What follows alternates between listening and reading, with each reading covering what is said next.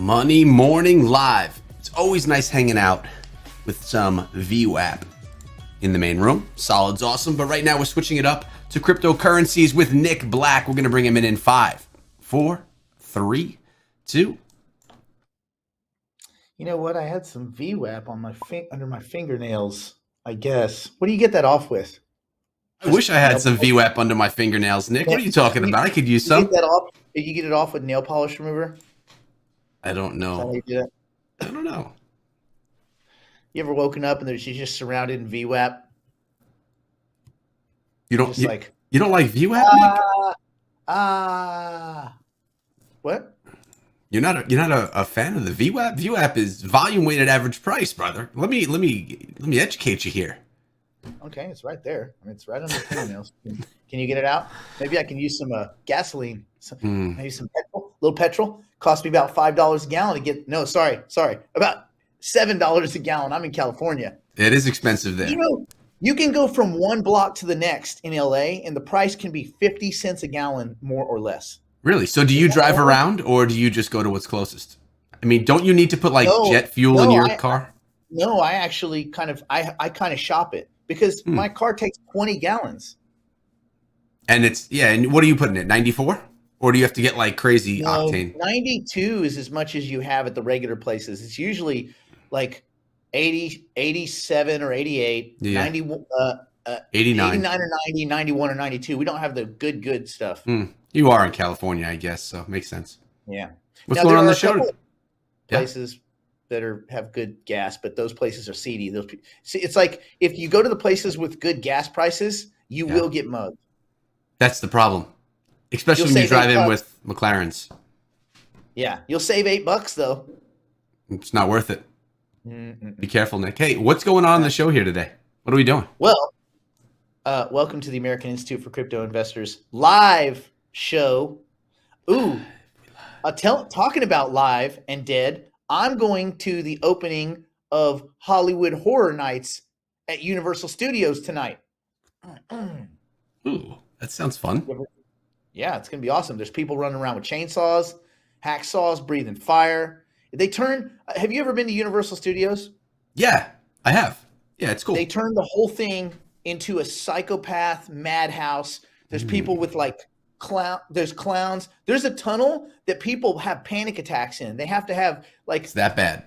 Paramedics there. They're like, don't go through the tunnel if you have panic attacks. It's like a half-mile tunnel because it's on the back lot.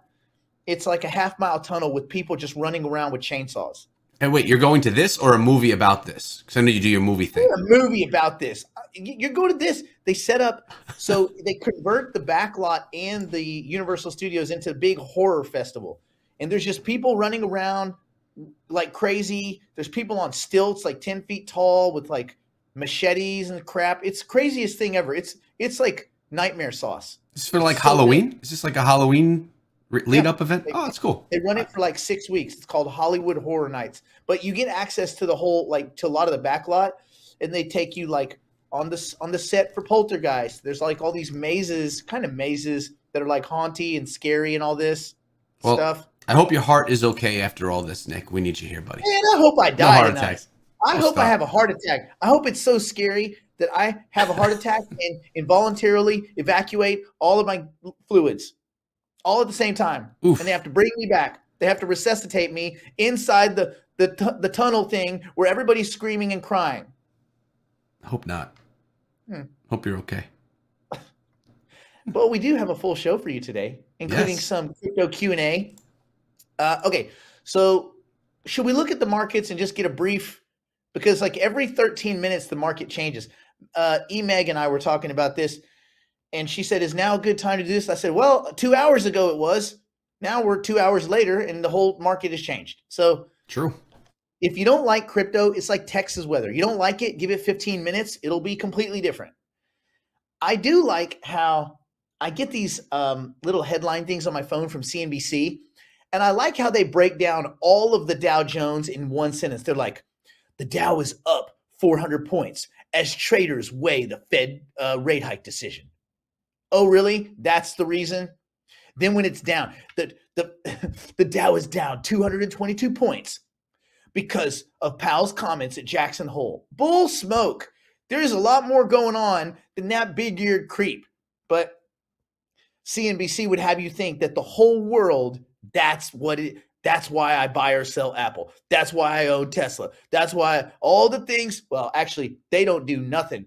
That's why passive indexation funds like Vanguard, that's why they do what they do programmatically, because of Powell. They don't give two smokes about Powell. Anyway, then that reduces us to Bitcoin. What's going on with Bitcoin? 19.3. Last week it was 20. Week before that it was 25. Michael Saylor thought he could breathe. Man, have you heard about the Washington, D.C. going after Michael Saylor, tax evasion, all that? haven't. No. Are you going to fill us in? Ugh. So our favorite fiduciary, who at 57, okay, the price, everyone right now, I want you to recognize that the price of Bitcoin is 19,300. When the price of Bitcoin was 57,000, Michael Saylor publicly told everyone I'm not kidding, he told people to mortgage their house and buy Bitcoin. I recall, Nick, you telling us to never do something like that. Yes. Mm. But you know who else told you to never do something like that? Common effing sense. It's so stupid. Some of these, listen, you know, I'm a crypto dude, right? What's up, Dan? Dan's my homie. But I'm not a maxi. I'm not like a psychopath maxi. And the Bitcoin community is turning into a pile of kind of creepy maxis. Like, have fun being poor. What does that even mean? You think anybody's ever had fun being poor? No. When you say stuff like that, you make people hate you.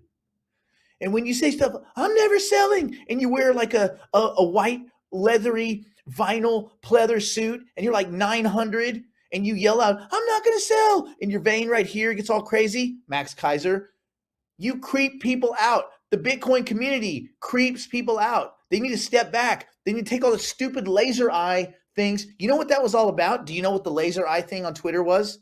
I didn't know. I thought it was just like a cool thing to do on thumbnails on YouTube and stuff. It was a specific thing. It was supposed to be 100K. I think the deal was 100K by some day in April of last year or the year before. That was the whole laser eyes thing. We got our eyes focused on 100K Bitcoin.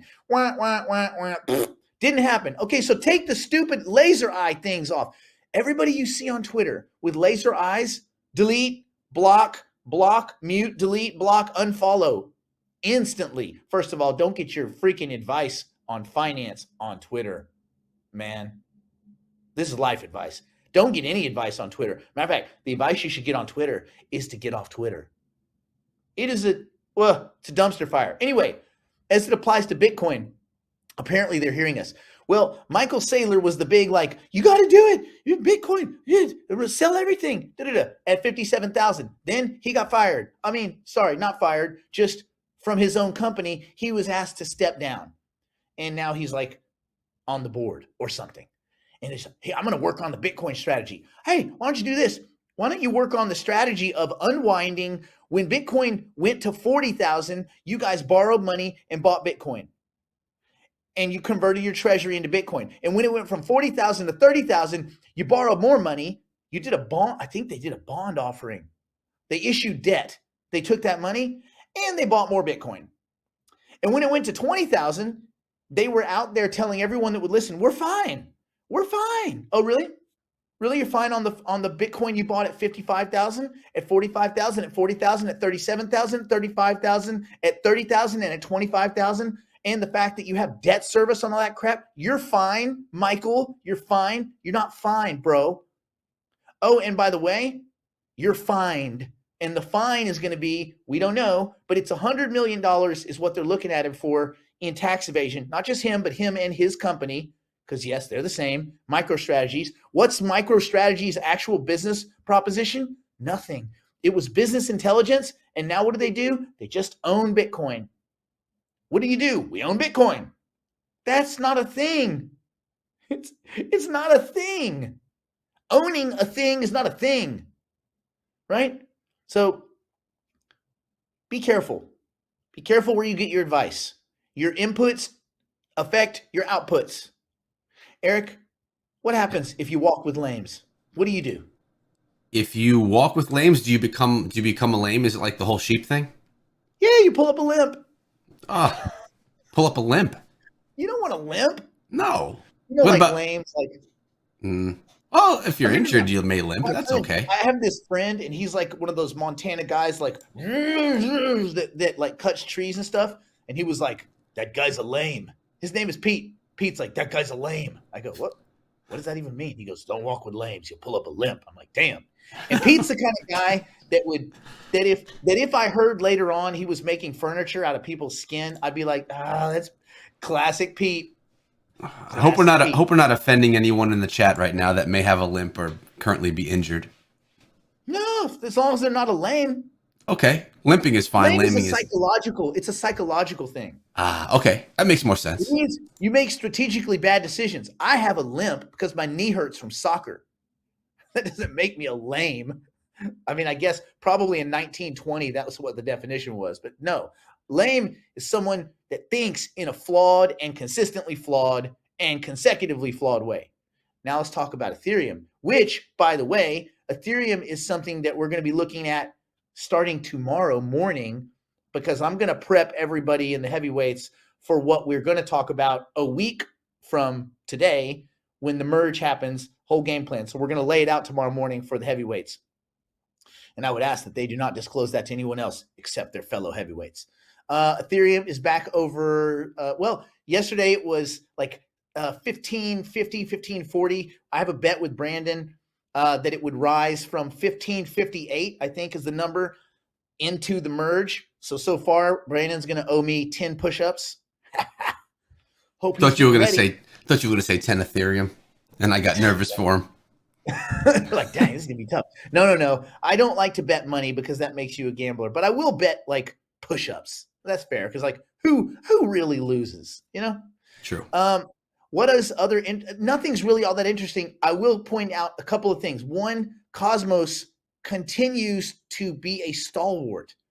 You know, it had some trouble early in this contractionary phase. Cosmos, it just keeps trucking, and I like that. And you're getting such good rewards right now on Cosmos. If you stake Cosmos, and again, it's a whole process. It's not so easy.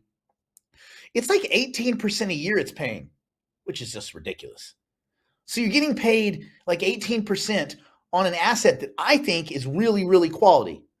So Near continues to be, you know, in my opinion, an unloved, underappreciated, but very valuable asset. I like it. What else is very interesting? Algorand, they're about to do a network upgrade.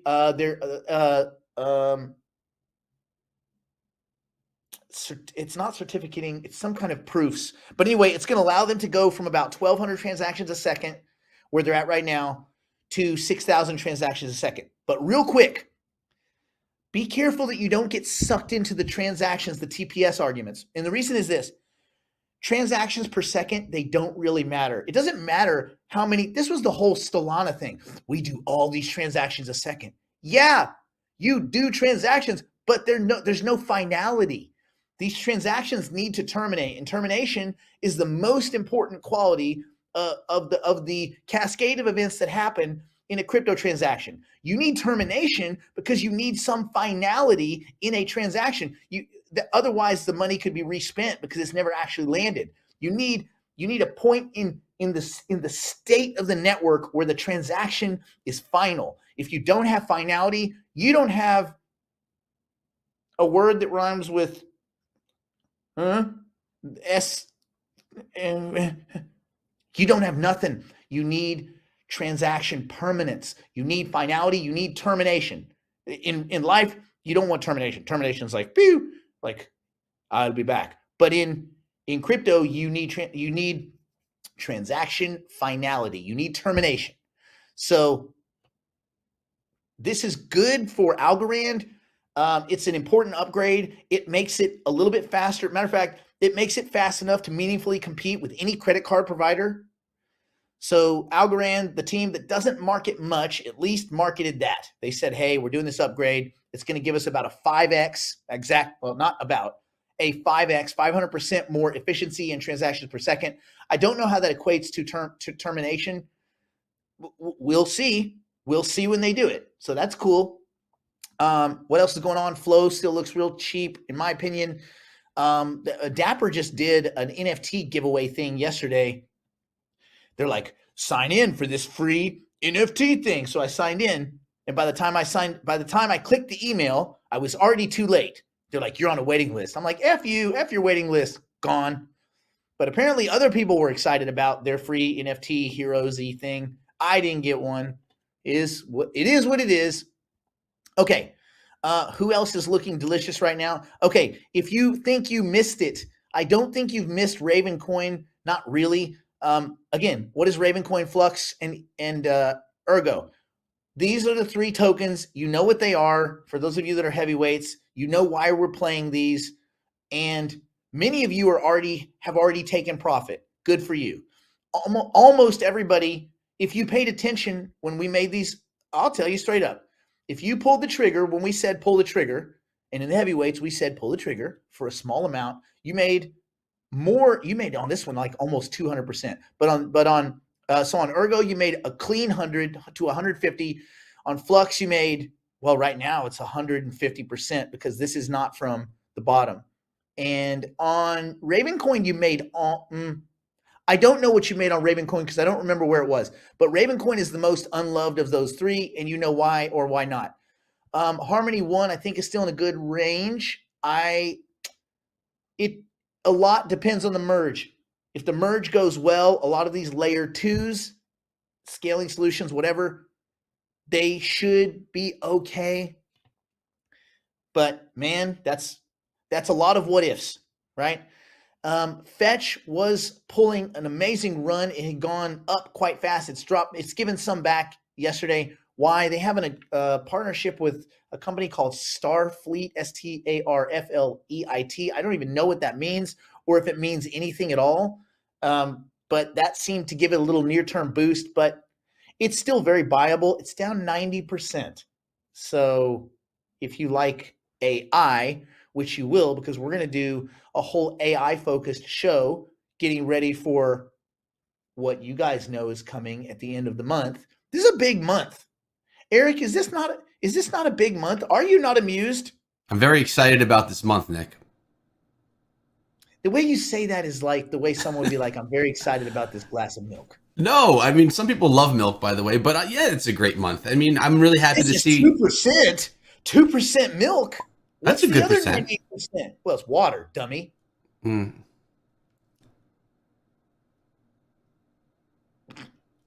Nick. I'm excited about how happy everyone in the heavyweights has been and how happy you've been and how caring you've been for your... Are you excited about that? Does that keep you up at night? You can't even get to sleep. Your wife's like, Eric, get to sleep. I can't. I'm excited about the heavyweights. I mean, sometimes I just go to the room, I just hang out in there, just hoping that maybe you'll pop in for a second just so I can get a glimpse of Nick Black. You just grab some dumbbells and some boxing gloves. You start doing sets, waiting for heavyweights to air because you're excited about it. It's a good place to be. And I know that you, and in all seriousness, you want to do well for your members over there, which is really cool to see as well. Because sometimes, I think that you don't care about anybody, Nick, but you care about your heavyweights. I know you do. Well, here it is. I got to make 1,000 heavyweights, and I got to get them to all have $1 million each, because then we have $1 billion worth of pricing power. Then we become our own super fund. I see where you're going. I see your plans here. Hey, I can't do that until I get 1,000 people rich, and I can't get 1,000 people rich until I get 1,000 heavyweights. So that's what we're trying to do. We're trying to get 1,000 heavyweights, and that would be awesome. I guess it's cool if we get 1,001, but I want 1,000. Oh, and by the way, for you discount hunters, ain't no discounts. Period. I want to get too cheap as it is. It's too cheap. So if you think, oh, when we get to 1,000, it's going to be a good deal. No, it's not. It's going to go up in price. It's going to be more. I won't care about you any less, but we will be taking more money. All right. let's get into some Q's and A's. Yes, I was hoping you would say that, Nick. You know why? I have a few saved up here. Yeah, you have a few. One from Howard, who I haven't seen. I'm looking in both chats. We haven't seen Howard, so he's not here for his own comment, sadly. But he asks, I'm still heavy on Ethereum. I plan to sell or swap for AGIX and NewNet. Will you tell me when should I do this? I know a lot of people are on the fence about what they should do with their Ethereum right now. Howard's one. Yeah, we're gonna really go into the game plan tomorrow morning, and then we're gonna have a special event next Thursday on the eve of the Ethereum merge. However, as it relates, Howard, to your specific question, I don't think anybody should go all out of Ethereum and all into any other two assets. If you were going to do anything like that, I think you would. I'll show you some steps tomorrow and next week to protect your position. I do believe in AGIX and NewNet, but understand that these are way years away, and you might sit on those. You might sit on AGIX and NewNet for the next 2 years and feel like it's the dumbest decision you ever made until it pays off. When it pays off, it'll pay off huge, but that's way down the road. So I don't want you to miss Ethereum maybe going to $5,000, $8,000, $9,000. I'm not saying it will. I'm just saying, Ethereum is a right now token. It is a stalwart, and it needs to be in your portfolio. AGIX, NewNet, Fetch, SDAO, these AI tokens, they're great. They're very important, but they don't and shouldn't make up a bigger portion of your portfolio than your infrastructure plays. These are AI. This is 10 to 15%, no more than that, of your portfolio. So don't get top heavy. Then you become a gambler. And as much as I believe in them, we're not here to gamble. Nope. No, we're not. Nope. And let's take that and move into our next question. What? Yeah. Oh, this is an interesting one. I have Cardano on Coinbase. I want to move it to the Daedalus wallet, where you suggested I put mine, and I have it on there right now. I want to put it on Ledger Nano and stake it on Daedalus. In what order should I do this, Nick? Okay. I think I answered this in the chat, Renee, but in case it wasn't clear, I don't have ADA on the Nano. I have it directly on Daedalus. I feel comfortable just having it on Daedalus. But if you want to have it on your Nano S or X, you would put it there, and then you would direct it into Daedalus. And I would tell you how to do that, but I haven't done that. But you would go to the Nano, and from the Nano, direct it into Daedalus towards staking pools. If you put the tokens on Daedalus, which is a private wallet that you manage, I think that's safe. I like having it on Daedalus. However, you might want to have it on your Nano, in which case it would go to the Nano and then direct back towards Daedalus. But there are plenty of good, very Googleable videos on how to do that, and they will do you a better service than I will bludgeoning it as I have just now. I don't think you bludgeoned it, but bludgeoning is something that happens in heavyweights too. That's a bam, bam, bam, bludgeoned. Yeah, exactly. All right, how about this one from Dina Lee? Should I unstake my Ethereum in case I should sell it? See all these Ethereum-based questions. This is an easy one. If you've actually staked it, you can't unstake it for the next several years until Ethereum 2.0 comes out. If you've actually staked it, there is no unstaking it. Period. Full stop. So sorry. That brings me to another question, Nick. Because wait. Now, on some of the platforms, you're not actually staking it. You're kind of staking it, which isn't really staking it. So it depends on where you've got it. But if you're actually staking it, there is no unstaking it. I've warned against this forever. You did. It's not worth it. However, if it's not really staked, if it's in one of these kind of weird quasi places and some whatever, I would have it unstaked, and I would just have it waiting, because no one can tell you. No one. Everybody's guessing about what the merge is going to do. No one knows nothing. No one knows nothing. None of the talking heads can tell you anything. Period. Even me. We can only make quasi-educated guesses. All right, so then that means, Nick, the question that just came through in the chat from Film Trader, how do you feel about Ethereum staking that they're offering now? You would recommend no. No, why? Think about it. If the price of Ethereum can move up, look, what are they offering you? 6%, 7%, 10%? It's up 5.5% in less than 24 hours. It's up 6. So all of the fighting and running and pushing around and all the crazy stuff you're doing to get staking rewards equal what happened in the last 7 days, equal mostly what happened yesterday. All of this work to get the same amount of price action that you got yesterday. Staking is great for assets that would otherwise be dormant, but if you're moving them around and doing stuff, don't stake them. You don't need to. It's not worth fat thumbing it or getting your tokens locked up somewhere or stuck for the same 5, 6, 7% that crypto does every effing day. Bing. Now, I have another question here, Nick, but I really like this question that just came through in the chat. And it's from Beth. She's saying, where are the places where Ethereum is not really staked? So what are some of those places that you may have? Anywhere you can unstake it. Are there any platforms that you know off the top of your head that would be that? Any platforms that are offering you some kind of yield for parking your tokens there, but the tokens are not locked up. If you're in the ETH2 contract, you are stuck because the merge is not Ethereum 2. Understand this. The merge is one of 5 steps approaching Ethereum 2. Vitalik said, we'll get to Ethereum 2 in a year or so.